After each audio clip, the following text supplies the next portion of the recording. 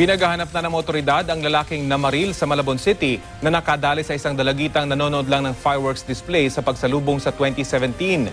Critical pa rin ang kondisyon ng biktima. Balita hatid ni Victoria Tulad.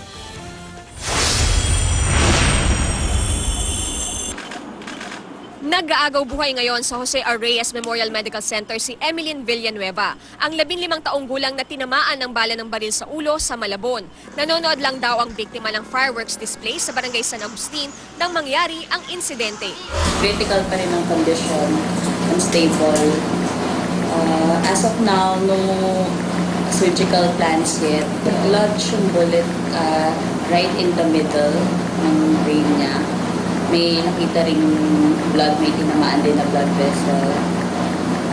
Pero sa ngayon, the surgery will be more of risk tsaka harm sa patient. Sumasailalim daw si Villanueva sa medical decompression para magising siya sa coma. Based on the patient's current condition, medyo maliit yung chance of survival and improvement. Well, we appraised the family. Sinabi namin na hindi maganda yung condition, pero hopefully sana mag-improve. Ayon kay NCRPO Chief Police Director Oscar Albayalde, hindi stray bullet mula sa indiscriminate firing ang tumama kay Villanueva. Sa investigasyon ng Malabon Police, lumalabas na isang lalaki na may galit sa kapitbahay ang namaril. Pero sa halip na ang target ang tamaan, posibleng si Villanueva ang nabiktima. Patuloy pang pinaghahanap ang suspect.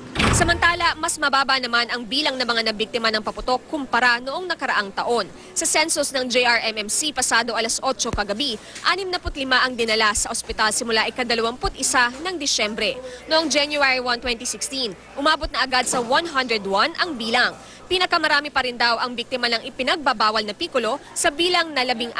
Sumunod sa dami ang mga nabiktima ng quitis na umabot sa 14. Meron ding nabiktima ng plapla, dusis, baby rocket at pop-pop. 2 sa mga biktima ang kinailangang putulan ng kamay. Isa na lang sa mga naputukan ang inoobserbahan sa ospital.